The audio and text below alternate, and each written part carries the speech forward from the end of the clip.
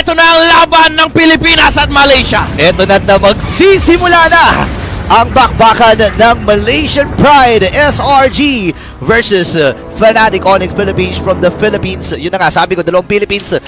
Ito na.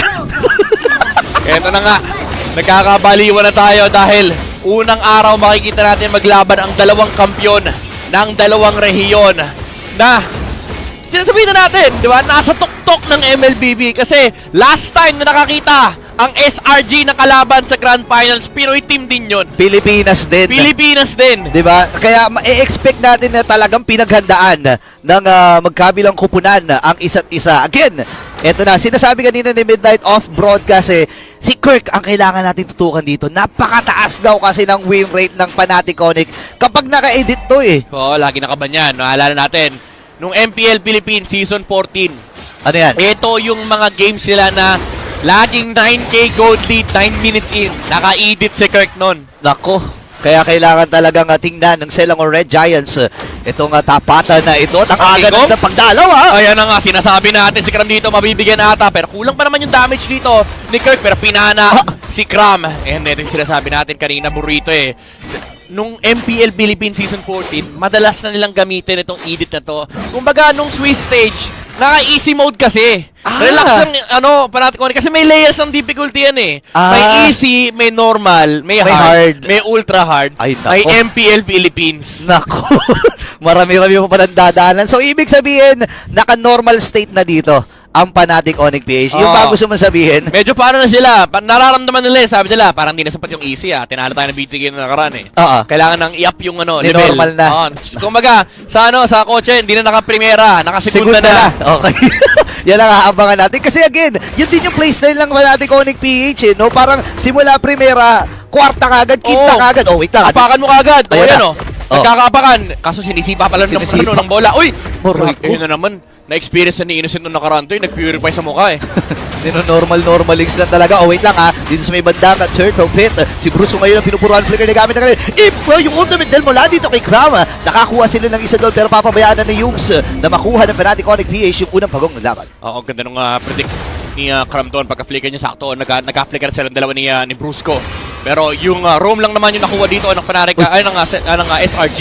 And since guys, may washing ni King Kong. Pero may nakaambang sipa mula kay Yumes, pero wala rin namang kick. Wala pang ultimate, pero binagsakan ng bulalakaw dito. Yung mage ng SRG, Stormy, was taken out by Super Prince. Ito yung kaabang-abang. Remember, nung Season 10, nung MPL Philippines, nung mga panahon na yun, meta yung Parsa, meta yung Eve. Ito talaga yung inilalabas ni Super Prince. Naalala ko, from Anarchy pa yun, pagpasok nila. Siya na nga lang actually nagtitirang mag-isa dito no? Oo, siya na lang ang natitirang miyembro ng Anarchy. Grabe talaga to, si The Monster Mage. The Monster Si Super Prince. Alam mo kung ano-ano nilalabas nito ni Super Prince naman. Siya rin yung, pwede naman kasi naman. siya din yung naglabas ng Louie, min. Ay, oo nga. Pinakauna sa mundo. Yung mundo nagsawa na kay Louie kasi sabi ni, sabi ng MLBB, nerf natin yan. Sabi ni Prince, laong pake. Wala, wapakils. Ito yung sinasabi natin na mastery ng hero, no? From amateur days, ginagamit niya talaga yung mga hero na yan. Nung na-introduce sa MPL Philippines, marami nang nagsabi na, oo nga, no, pwede pala talaga yung Louie. Ito si Super Prince, kumbaga, si Vin Diesel to Vin Diesel. Iniiwan na ng pamilya to pero sabi niya, I stand with my family. Ito na, oo nga, The Super Family.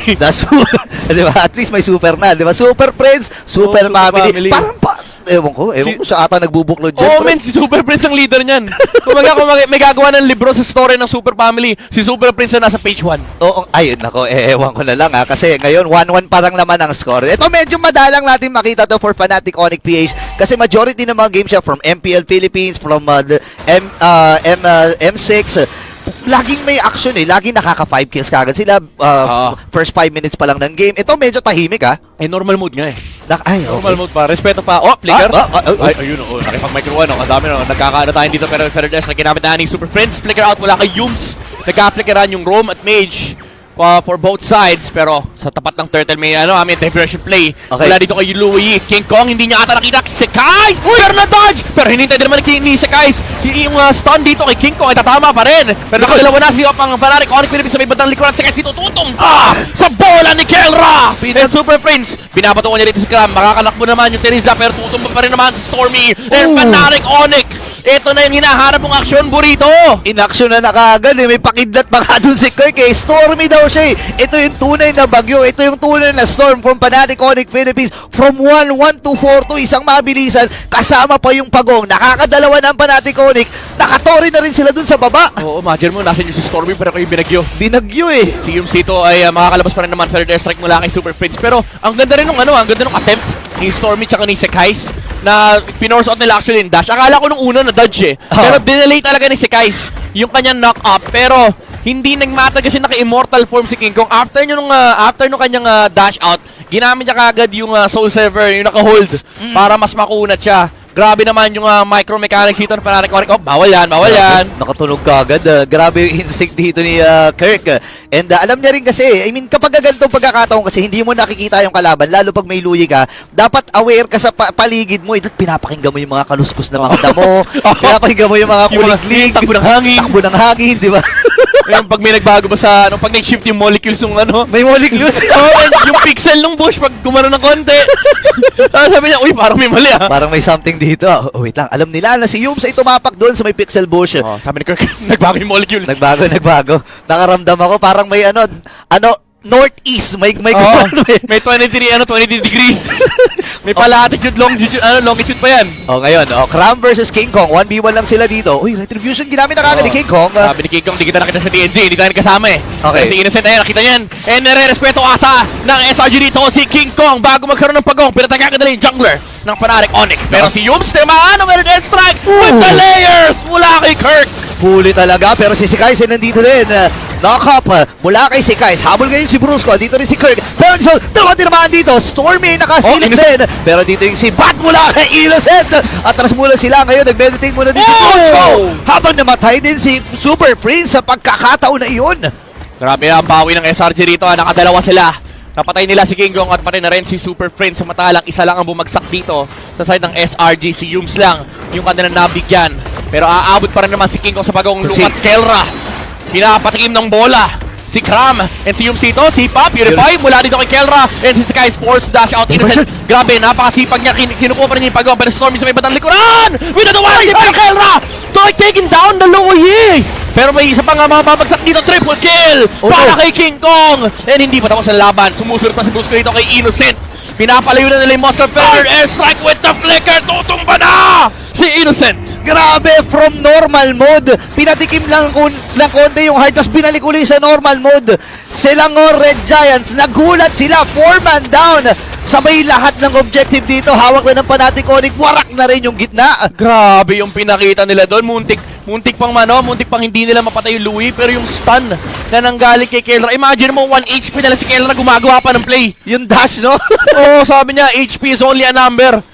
Grabe naman si Kelra. Tindi. Tsaka dito mo masasabi, no, ito talaga yung instinct na meron, itong the gold standard, no, na napakatagal ng panahon na pinagdedebatehan sino nga ba talaga ang gold standard. Napatunayan niya, nakakuha ng kampeonato ng season 14 at ngayon nasa world stage. And hanggang ngayon makikita mo halos lahat ng mga gold laners humahanga talaga sa kanya. Ito si Brusco, naghahanap sila ng potential na laban dito. Sabi nila, dukong palaban kami. Yun yung team song namin ng M4. Ayun na, Hindi ko na alam, pero si yung Silta namaan. Pero si Kirk, nakapag-layer pa rin naman ang stun dito kay Joe. Unang babagsak. Si Innocent with the Feather Strike coming out from Super Prince. And hindi pa tapos naghahanap pa siya ng away. Sabi niya, liga rito pamilya, lalaban tayo. King Kong, finding sa Kais. Hindi pa si Brusco pala yun. Mukhang suyo yung Khalid. Pero King Kong, naghahanap pa ng away dito. Pero makukuha lang nila yung Moscow, pero Moscow yun yung pinatumba nila. Grabe yung igot, no? Isa sa mga main damage dealer from Selangor Red Giants. 5,000 na ang kalamangan dito ng Fnatic Onyx PH. Kirk, andun yung kanyang knock-up. Pero nakasilip din. Yung sinagawin dito, andun yung penalty zone. Tinamaan dito itong si Kelra. And this time, mapapatumba na nga nila ito. Atras muna ang Selangor Red Giants. 20 seconds para sa unang lord ng laban. Nagiging ma-action talaga to. Ang gandang punishment mula dito kay Cram. Sabi niya, ako din kung palaban, Pinoy din ako. And alam kasi nila walang flicker and kakadash lang ni Kelra. Kaya naabot nila yun. With Yums attempting to find a kick. Na-force out nila yung Purify and then Cram finding the flicker onto the backside. Beautiful engage coming out from SRG. Pero ito, unang pinakamalaking objective. Unang malaking objective. Pero sabi ni Kirk, lalaban tayo, pero flicker out siya dahil ang daming kasama ni Yums. Lima ito eh. Alam nila at kakabuhay din lang naman ito ni Kelra. Talagang pinapakita rito ng SRG ngayon. Lord ang pinaglalabanan ng dalawang kupunan. Nakapwesto sila parehas dito, pero malayo pa si King Kong. Wala pang jungler Fnatic Onyx.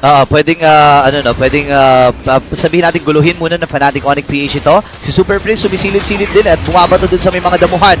Habang yung Lord ay pababa na pababa yung buhay dito. Pero si Stormy makakuha ng Lord. And this time si Brusco naman ang mamamatay. Save away si Kais. Ito na si King Kong. Kirk nakakuha na rin ng isa. And si Innocent at buong kupunan ng Selang Red Giants ay kailangan ng umatras. Gugo ata si King Kong dito. Ngayon si Kirk. Washing na naman ni King Kong. Mega kill na kagad. Itong si King Kong. Fnatic Onyx Philippines. Umangat na. Alam mo men, kung madalas ka manood ng Fnatic Onyx Philippine Games, pag medyo pantay yung game, parang ramdam ko nagiging strategy na nila ito na binibigay yung first Lord tapos inuubos yung kalaban. Oo. Kasi madali lang patayin yung Lord. Oo nga pala. Elite lang ng buhay niya. Ayun, Tingnan mo naman. O diba, nakakuha sila ng Lord, plus ilang gold din yan. Tapos nakakuha sila ng 3 kill. So parang, for Fnatic, ginagawang farm yung kalaban. Imbis na hindi nga break even eh, parang nalugian pa sila doon eh kasi mga vital heroes yung namatay. Oo. And alam mo naman, isa sa mga importanteng parte ng Selang Red Giants dito ay si Kram dahil nga siya lang ang mayroong control dito pagdating sa CC. And syempre kailangan niya si Stormy para sa dispersion or rotation dun sa duality. Pero ngayon, ang Selang Red Giants, medyo babagalan nila ang tempo, babagalan nila ang laro. Kasi nga, kailangan mo magamit yung diversion eh. Oo. Tsaka kailangan mo rin magamit yung Julian, men. Last pick yan. Pero ang laki nung kalamangan ni King Kong. 3,000 yung lamang. Nung Suyu. Laban doon sa Julian. Kram, sisilip dito. Okay. Pero nakaamba rin naman si Yum Sekais also trying to look for a potential engage. Pero si Brusco, ginamit ang kanyang Raging Storm. Kirk misses out on the flicker combo. As well as Kram. Nagkaubusan tayo ng mga ultimate sito pero Super Friends with the flicker out into the feathered airstrike. Pero si Kelra, pinatay ng bola na naman si Kram. Okay, hahabol ba sila dito? Hindi. Kailangan mag-out dito ng Selang Red Giants kasi wala na naman si Kram. Ito yung sinasabi ko kanina, yung penalty zone. Nakakita tayo ng mga 2 huli, 3 huli. Pero doon sa sequence na yon, yung logo lang ng M6 yung tinamaan niya. Doon sa may bandang gitna. Huli yung M6 eh. Huli kami. Caught in 4K eh. Pero okay lang yun. Ang importante, nag-a-attempt. Caught in 4K talaga yun. Kasi by the way, 4K yung natin. Yung live stream natin. Ayan, si Yum tinamaan dito. Nag-proc yung Athena Shield pero tinamaan siyang 2. And ito na naman si Kelra. Galit sa objective. Galit na sa objective dito ang Fnatic Onyx Philippines. Pati yung purple, dinamay na. Wala na, ayaw na nila bigyan ng pagkakataon ng Selang Red Giants na makaabante pa. And ito yung mga bibihirang pagkakataon na nakikita natin yung SRG na hindi nakakabasag halos ng torre, hindi pinapalabas doon sa halos 70% nga ng mapa, hawak na ng Fnatic Onyx eh. Kahit sabihin natin simut yung bottom lane, yung hawak sa river nasa side pa rin ng Fnatic Onyx. And ito yung maganda, parang nag-hard mode na yung Fnatic Onyx Philippines. Pero okay lang pa rin naman yan for SRG kasi yung Lord, kahit pa sabihin natin control ng or hawak ng Fnatic Onyx dito ng river, may diversion naman sila na pwedeng gamitin. Okay, ngayon si Yums sumisilip-silip na may idea siya na yung dalawa ay nandun sa may right mid bush. Grabe, nag-fast break! Dito, fast break play. Andito si Brusco, nakita niya si Kram. Pero hahawakan muna nila itong Lord na ito. Medyo malayo itong si Innocent. Pero alam naman natin na any moment pwede makasama yan eh. Burst. Give me the burst ng Fnatic Onyx. Parang papagaling sila mag-retry dito pero yun ang diversion. Kasama para Spirit of Destruction instant coming in. Pero nakita si Stormy! Bawal! Si Stormy dito para sa guys! With the retribution onto the turtle sa guys.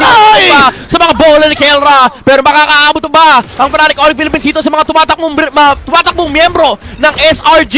Okay. Mukhang aabutan nila si Yums. Pero nag-flicker out na yung show. Okay, masakit na rin si Innocent dito. Nakuha man ng Selang Red Giants yung Lord. Pero ready ang Fnatic Onyx Philippines na mag-dive. Andun na yung mga pana-pana dito ni King Kong. Pero yung Lord ay nasa may bandang ibaba. Magdedesisyon ng Fnatic Onyx PH. Nasa lubungin yung Lord. Pero si Yums meron siyang sipa dito. Wala siyang available na flicker. Pero nakita mo yung poke? Oo. Di ba? Sakit eh. Pinatikim ng bola. Huli ka kaibigan. Nakaramdam si Yums sabi niya parang pwede ako mas stand dito tapos makakakumain ako ng 4 na bola. Okay. Pero ito naghahanap siya. Walang flicker yung Chodo. Pero umaatras dito ang Fnatic Onyx. Nire-respeto nila yung choke ni Yums.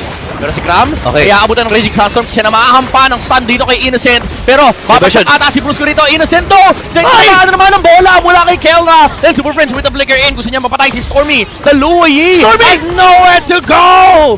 But down! Triple kill para kay Kirk. Mag-isa na lang si Kais dito. Natunaw na rin yung Lord sa may ibaba. And si Kais, kailangan niyang umatras. Ayaw mo niya, yan. wala namang way ang kupunan ng Fnatic Onyx PH para habulin siya. Pero sabi nila, open yung baba. Ba't di natin kunin yung baba? Oo, wala kami pakikay si Kai. Story lang gusto namin. Sabi ni Kelra, sayang yung Malefic Gun. Ayan no. Ayan yung Malefic Gun. Super Prince, Nakalabas siya ng Torre, pero si Kirk dito with the dash in, hindi nila mahuli si Kais. Ends ba? Pero endable ata! Okay. Super Friends with a better airstrike. King Kong. Ay! Si Kais. May minion lumig pa sa may middle lane. And ito na nga ata yun. Mabubuhay sila Stormy at pati na rin sila Yums. And Fnatic Onyx, disiplina muna. Oh my gosh, nakita natin. Andun yung glimpse, andun yung silip ng Fnatic Onyx. Ganito pwede namin gawin sa inyo, SRG.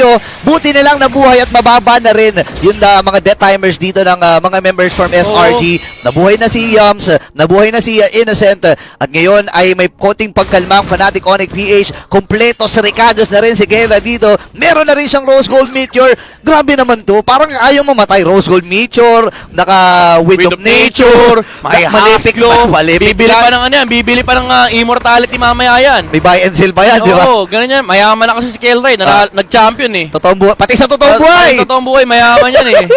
Oy, ngayon na. Oy, wait lang. Si Innocent, meron na rin siyang Wind of Nature. So kahit papaano, may pagsabay na siya nagagawin. Oh, ano yun? May binentang item si Innocent. Ano yun? Hindi ko alam, hindi ko na maalala eh. Hindi ko nakita kanina eh. Nako. Basta yung item niya kanina, 6 eh, naging 5 eh. Bibili siya ng emo. Nako. Kasi nabigyan siya kanina ni nabigyan siya kanina ni Kelray eh.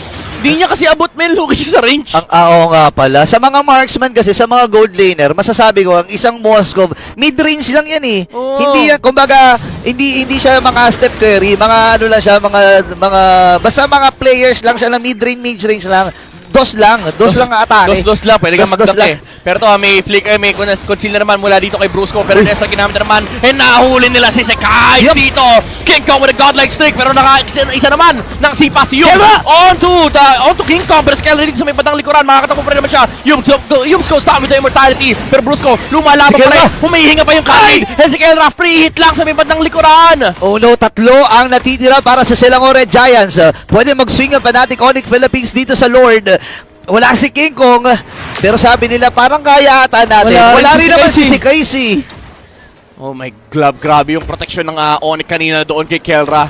Ganda rin yung sipa ni Yums, however, Yeah. doon sa Suyo, pero hindi naging enough kasi nagawa naman na ni King Kong yung trabaho niya. Yums, naghahanap siya ng potential kick dito. Wala siyang flicker, however, and re-respetuin ng Fnatic Onyx yung attempt na ginagawa dito ng SRG. Pagka-clear ng middle lane, pwede nilang ituloy ito ulit dahil yung bottom lane na lang yung kailangan nilang intindihin and mahaharangan na ni Brusco yung Cho at panan na rin yung Louis. Kaso kailangan nilang intindihin yung diversion tsaka yung yung Spear of Destruction. Oh, kaya kailangan kalat-kalat sila dito sa buong mapa no. And now na nag-clear sa may bandang itaas itong si King Kong, may idea dito ang Selangor Red Giants na pwede silang pumesto, pwede silang sumilip doon sa Lord. At ito na nga, nagbenta na dito si Innocent. Immortality kanina pala yung pinili niya. Oh, uy, ginamit yung kick! Wala. Ginamit yung kick ni Yums! Makikita pa ni Brusco dito si Sekais. Napagamit na siya ng kanyang crowd control, pero Skella, tinutuloy pa rin yung Lord. Still threatening the objective here, Okay. pero si Innocent, grabe. Kanina ka pa nag-i-split push. Pwede hindi ka na inosente. Trabaho lang talaga dito si Innocent. Oo. Dito magaling itong si Innocent Yung way kasi, yung mechanics din kasi nung hero niya no, na hindi na kailangan sumama. Isang tama lang nung Spear of Destruction, pwede na siya kaagad makijoin Makikijoin kaagad siya sa party. Oh, join the fight eh. Di ba? Join the... ayan na, oy. Makakanta siya pagkatapos ko mag-clear dito, join the fight tayo dyan. Pero si Kirk, Okay. pwede siya makaharap ng pick-off dito. Nakabanda rin naman si Yums and Cramps clearing the minion Oy. wave in the middle lane, pero napakahapde ng duality. Pero nag-proc ata! Tinulungan ata nila yung Edith para mapatay yung Lord! Spirit of Destruction, hindi tatama ng this! And napakakatay ni Kirk dito, legendary na! Yung top lane. Edith, pero sa may top lane, papupuntahan to ni King Kong, Super Friends with a Feather Strike, Winter Crown! Para maiwasan dito yung damage mula kay Stormy! Patay pa nga yung Luwayi! Winter Crown dito para kay Sekais, and bumili din ng Immortality, pero King Kong, iisa mamamatay dito. Innocent! Yung Suyo, pero Innocent, kaya pa niya yung 4 ng Fnatic Onyx Philippines. Hindi pa nga niya napatay si King Kong kasi nakabili din ng Immortality. Grabe yung mga item swaps. And Innocent falls down. Si Kais and Cram na lang ang natitira. Yung Lord ay nagmamarcha nasa middle lane. Brusco nag-heal. Ay! Nagkasal sa harap ni Cram. And aabot yung Raging Sandstorm. Entry onward plus stun mula kay Edith. Grabe pabilisan ng mga daliri. Ladies and gentlemen, Fnatic Onyx Philippines. Apat ang tumba para sa Selangor Red Giants at kakatok na ng Super Family. Then they will take game number 1.